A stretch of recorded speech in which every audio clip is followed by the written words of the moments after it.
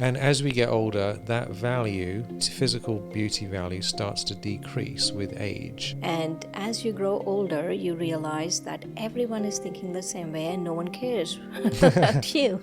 If our value is based on that, we are in for a devastating time where we feel like we're falling apart, literally.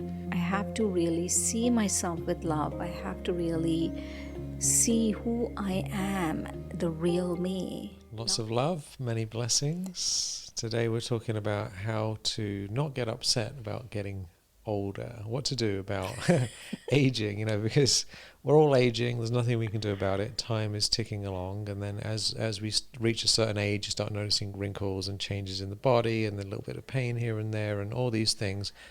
And so either this can be a devastating thing that wrecks our life, or it can be a huge blessing, and there's so many benefits to it. So we're going to be diving into the 3 benefits of getting older.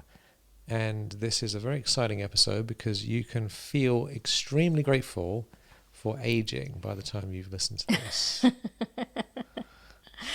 Right. So welcome Shireen. In case anyone doesn't know us, because of course the internet is full of people, my name is Michael McIntosh, and I'm here with our lovely sister Shireen, and we're both spiritual teachers. We've got about 55 years on a spiritual path between us. We've both got about 20,000 hours of meditation practice, and we just want to help people feel better. So that's why we're doing this podcast.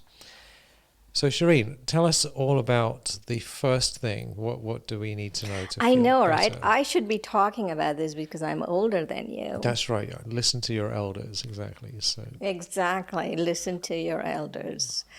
The body is older. The soul is eternal.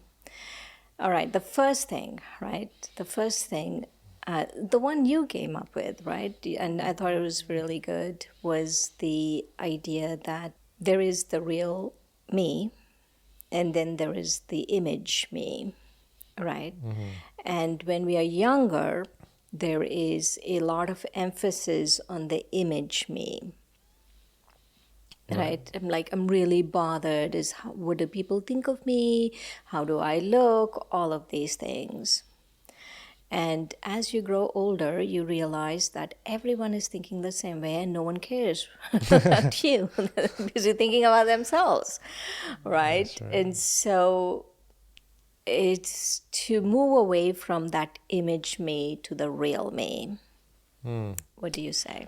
This is a very, very deep thing, because when we're younger, people can see value. I mean, just look at the internet and movies, TV, magazines, especially beautiful young women, right? Because men as well, but women, of course, are more presented that way. So let's say you got this beautiful young girl, and she looks pretty, and she's wearing nice clothes, and all she's got to do is smile at somebody and walk around and just be pleasant, and she'll get attention, right? I mean, this is a real thing, obviously, and that's why there's Instagram models, and so someone can look good according to society standards, and they will get attention. And there's a certain value, if you like, put on the image of beauty for men and women. And as we get older, that value, physical beauty value, starts to decrease with age, and you can try and sustain it with Botox and plastic surgery and all these things and creams and all that. But you can never look 25 forever, realistically. I mean, it's so if our value is based on how we look, that value is starting to drop off each year, isn't it? Right? And a lot of people can feel like their own sense of value is disappearing along with their appearance, and then they feel what's left, right? So if our value is based on that, we are in for a devastating time where we feel like we're falling apart, literally, and disintegrating, basically, our sense of value. However, there's another value that's nothing to do with our appearance. And that value is our love, our wisdom, our support, our care, our skills, our experiences, right? All of that stuff has nothing to do with age. And that can increase with experience over time.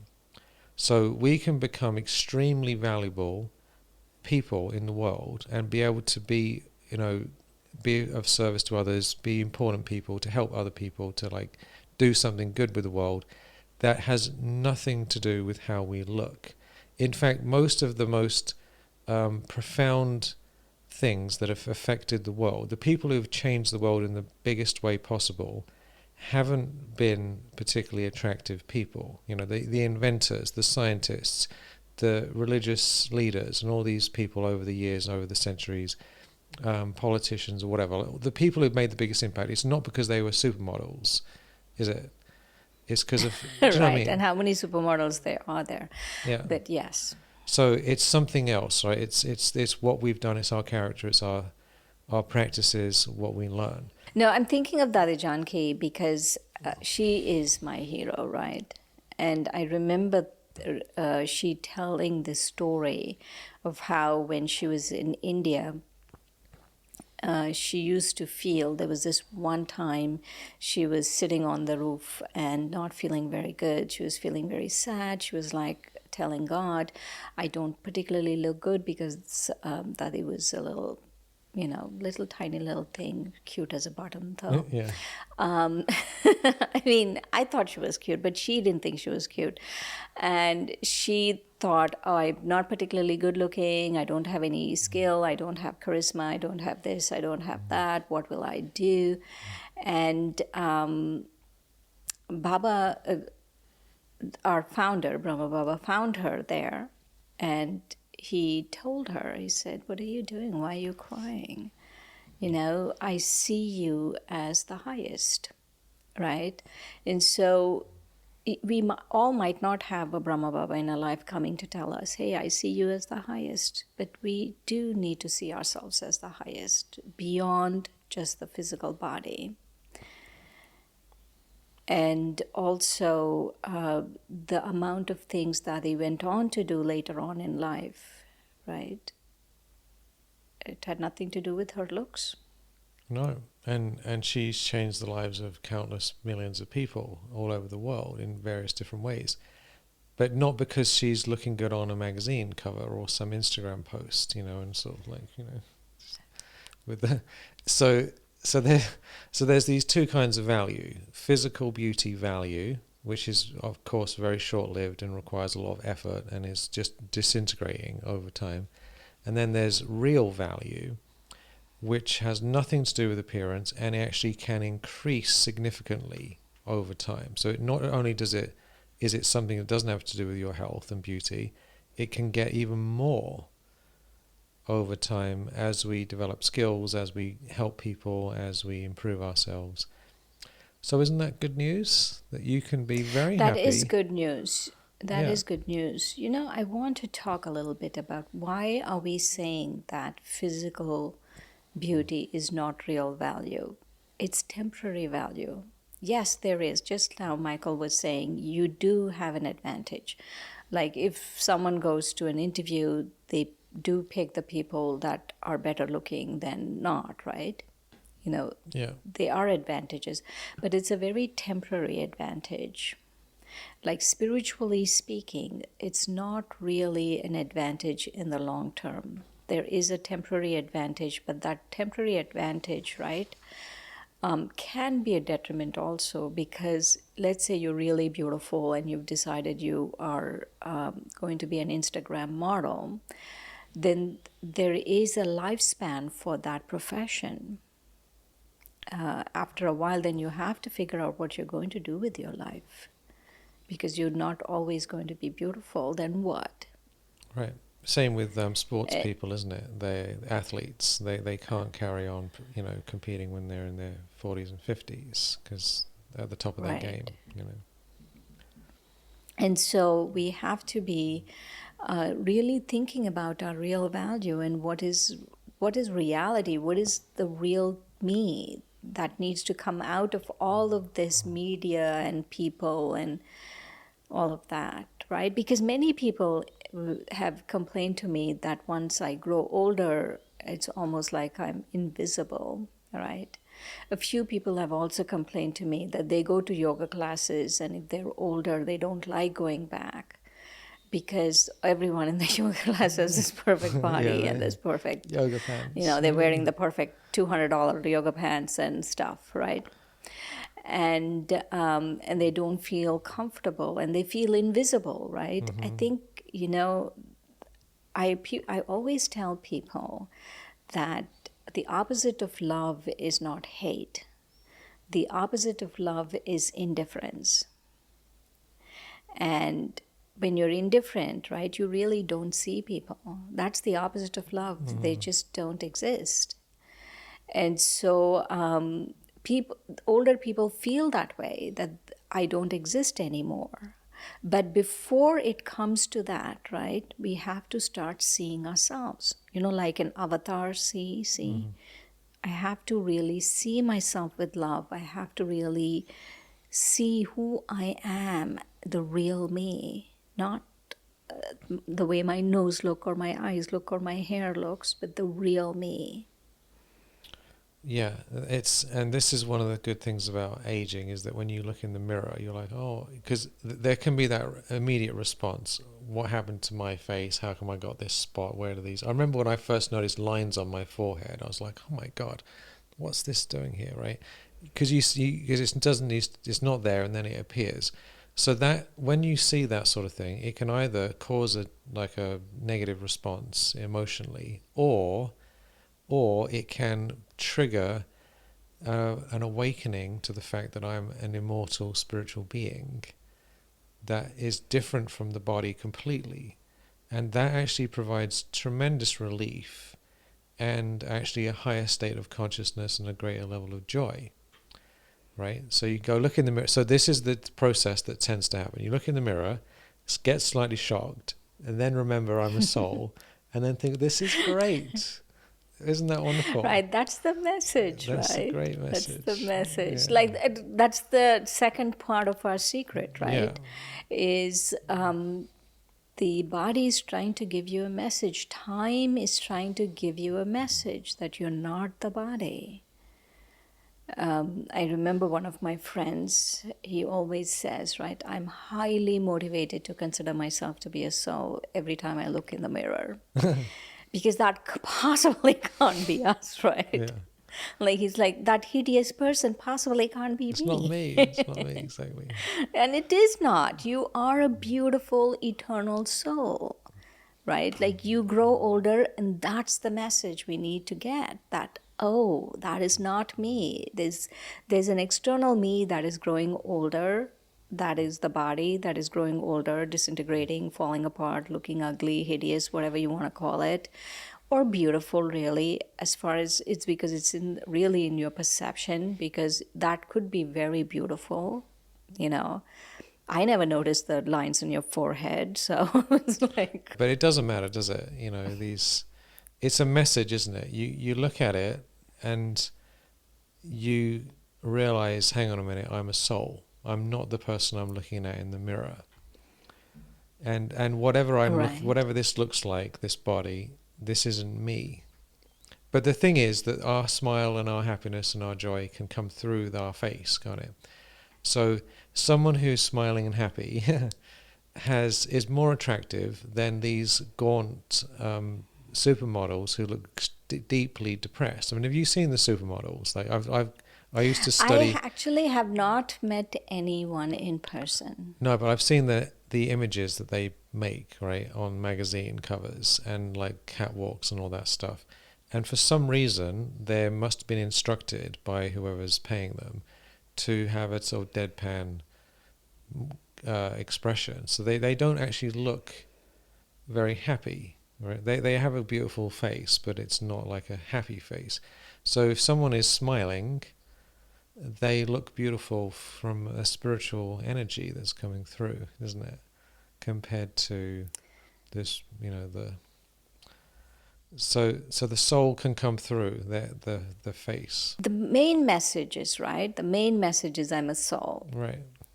I'm a soul. And the sooner I accept I'm a soul, then the easier life will be. Then I'm not going to be depressed and concerned about every time I look in the mirror. But also, right, like people say, people like J-Lo, oh, they never age. But who has that kind of money to have that kind of high-end plastic surgery that you'd never age? We, like normal people like us, we don't have that kind of money. And even if we did, it's not the best use of our money, because eventually everyone, this body is going to die. Is that the best use of our money, really? Yeah. We want to use something that we can really take for a longer time than fix some little thing here and there. And I haven't really seen that many good-looking older plastic surgery people. It They doesn't work out don't very look that. well, does it, normally? No, Sometimes it doesn't does, work but out. Waste of oftentimes money. things seem to go in a strange direction. And it's a lossless battle, isn't it, realistically? Like, you can get your hair done a certain way and this and that, and it does make some level of difference, but the trajectory is a downward trajectory physically. So there's nothing you can We do are not about going it. to look the same way we were when we were 25. We're not going to look the same way we are 35 or 45 or whatever, right? We are going to look whatever we're going to look. And one of the things I've noticed is about this time giving us a message, right? Time is giving us a message, you're not the body. Because time is telling us, every time you look in the mirror, time is telling you that everything that you see is not you, because everything that you see is disintegrating. And so, how do we make this leap from everything that I see is not me and it's disintegrating and it's not me? Is because when in spiritual things are eternal, like physical things, right? Like, let's say I'm a physical body. I'm a soul in a physical body. As a soul in a physical body, I tend to operate in this physical world as certain things. Like, I'm doing business as Shireen, I'm doing business as Indian American, I'm doing business as female, whatever, right? I'm operating in this physical world. But that's not real me, because that can change. The real me is the one that is eternal, that is unchanging. And so every time you look in the mirror and you see changes, then you have to understand that's not the real you. Yeah, because we're not children anymore, are we? We still have memories, because we're obviously spiritual beings, because we were at some point these little babies, and then we grew up and we look different. If you look at a picture of someone who's 2 years old and then you look at them when they're 60 years old, I mean, they're totally different, aren't they? But the soul is the same, going all the way through everything. And so we look in the mirror and we say, well, good job, that isn't me. Right. Yeah, It is a good job. It's not exactly. us, right? Yeah. So this is a good practice. Every time you look in the mirror, remember you're not looking at yourself. You're looking at your body, and you're not your body. You're an eternal, smiling, happy, divine soul who is living through the body, and that is who you are. So so the mirror becomes a spiritual practice, and you can see the energy through your face, through your eyes. So this is great. So the older we get, the more we can become soul conscious. Although if Right. even if you're young, you can still practice it. It's just, but when people are young, they normally, what about this? It's more of a Yes, which comes on to a third secret. Third Third secret. secret is, I wouldn't trade my age for anything. If someone told me, hey, I'd give you a pill and you can be 25 again, I'd be like, no, thank you. No, thank you. I was not very happy at 25, but I don't want to repeat that. But not only that, right? Because not just I was not happy, I wasn't comfortable in my own skin. It really takes time. It takes experience. It takes a lot of years of being with yourself to be comfortable in your own skin. And that's what age gives us. Why would we want to trade that out? It's like fine wine, right? It's a bad example. It's not a sattvic example. But something that is really ages well. Mm-hmm. because your experiences age well. Being comfortable in your own skin ages well.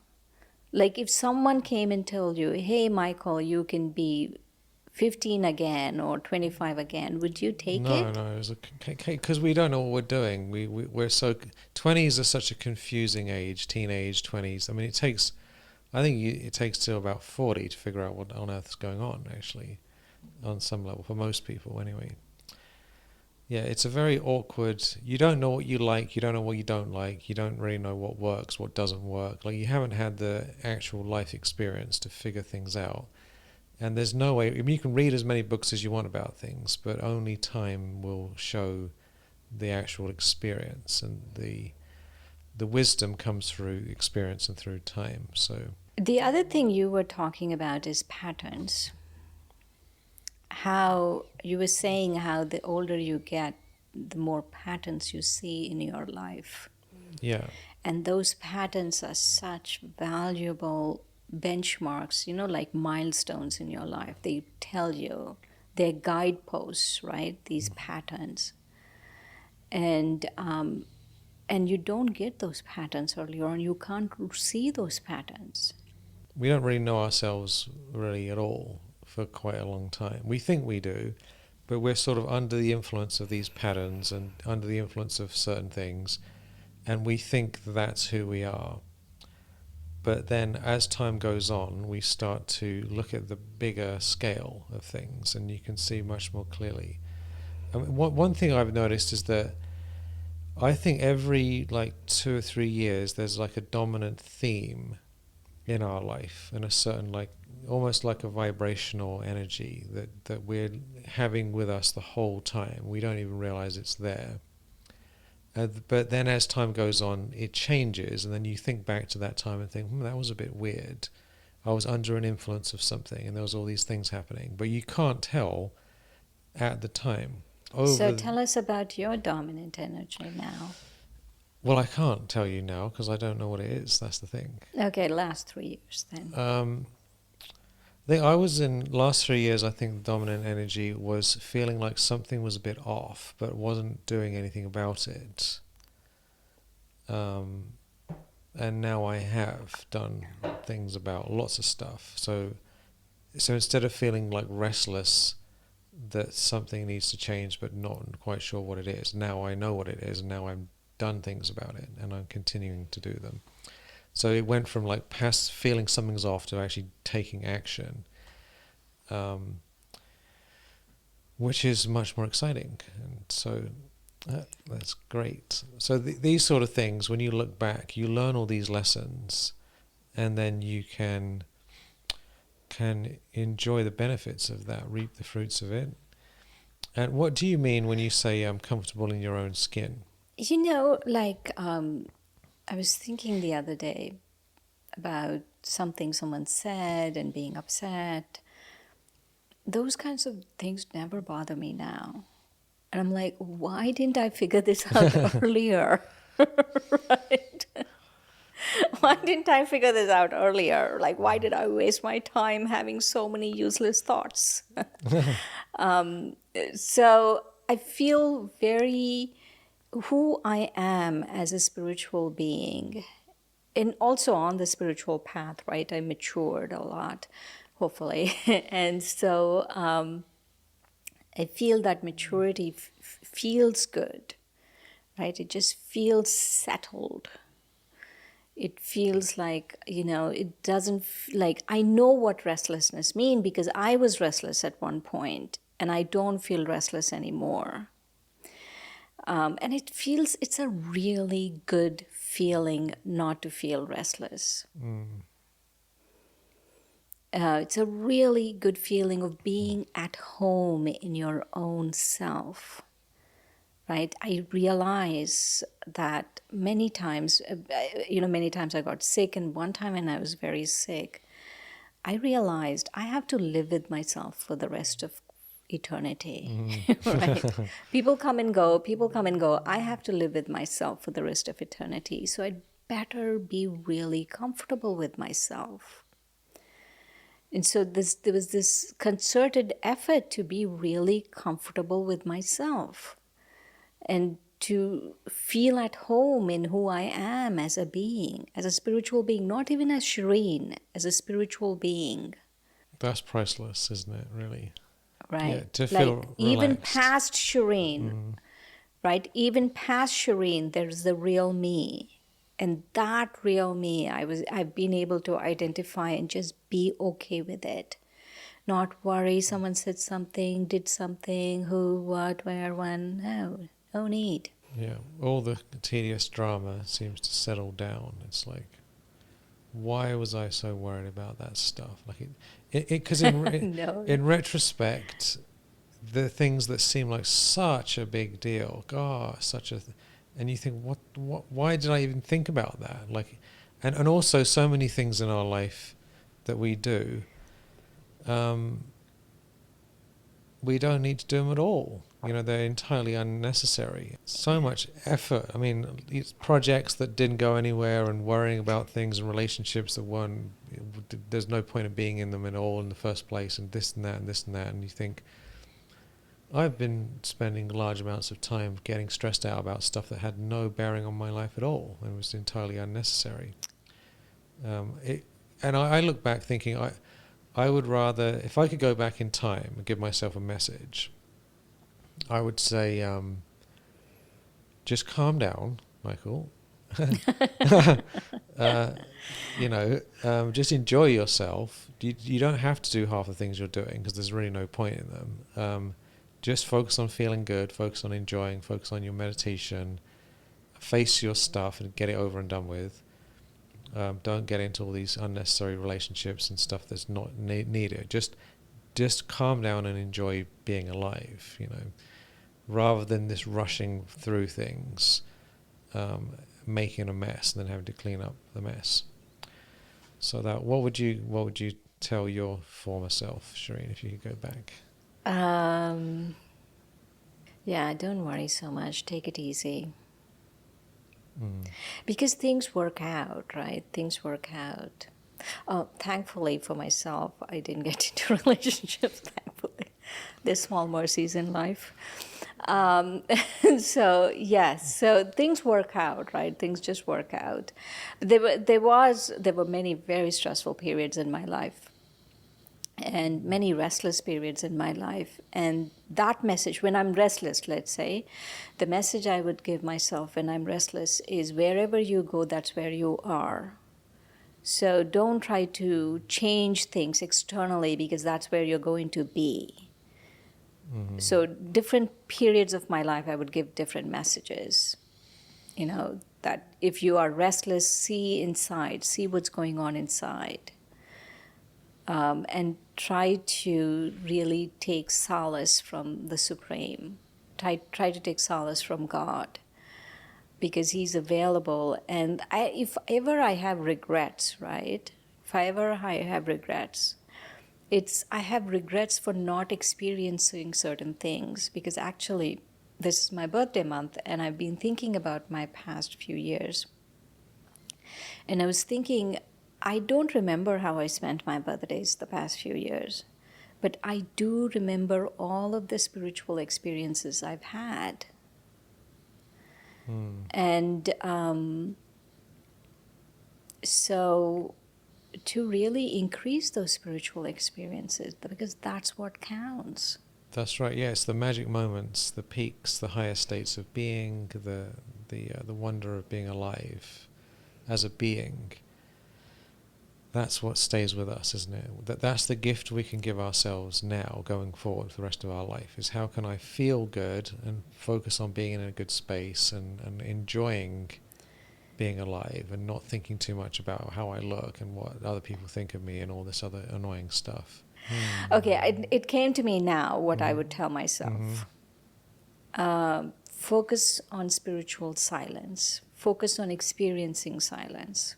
And if someone said something and my mind is going into a tizzy, then that's not spiritual silence. If I'm restless, then that's not spiritual silence. So whatever it takes to focus on spiritual silence. Yeah, because that's the original, that's the true self, and everything else is transient. changing things, Right. isn't it? So this is a very deep topic. Just a quick recap. First thing is, what is value? Right? There is a certain physical beauty value in our society, and we can't deny it. However, it's falling apart day by day, and you can't sustain it even if you have the best plastic surgeon in the world. It can't be maintained. You can't look 25 forever, basically. Whereas there's another kind of value which is can actually grow. It's almost like a different kind of beauty that actually gets better over time, right? So one is falling apart, the other's going up. And that comes from our love, from our care, from helping people, from developing skills, being of service. And then you get love and blessings, you get attention, you get all the good stuff we want. We can get back from people and we can contribute in the world through that. Second thing is, when we get old, we can look in the mirror and we can remember we're spiritual beings. So if you don't like the look of your face for some wrinkle or something, you should look at it and go, it doesn't matter, I'm a soul, I'm a soul, I'm a soul. Hooray, hooray, hooray, this is the best news ever. And then you'll feel wonderful looking in the mirror. And then the third thing we talked about is get comfortable in your own skin, learn from the past, take the lessons, enjoy being alive, focus on what really matters, and then you can enjoy the rest of your life in the most remarkable way. Hooray! So, Shireen, how's about a blessing to finish us off? You want to pick a number? 68. 68. Mercy. Mercy.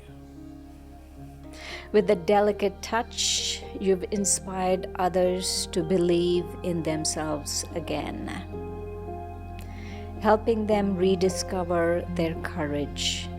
The support you offer never diminishes the individual's self-worth or suggests weakness. Instead, it empowers and uplifts them. That's beautiful. So mercy for others, mercy for ourselves. That's how we can add value and become a giving person in the world, no matter what age or what appearance might be. So thank you so much, Shireen, for your lovely presence and good vibrations. Thank you, Michael. Always a pleasure. Yay. Much love to everybody. Talk to you soon and enjoy the rest of your life. Om Shanti. Om Shanti. Yay.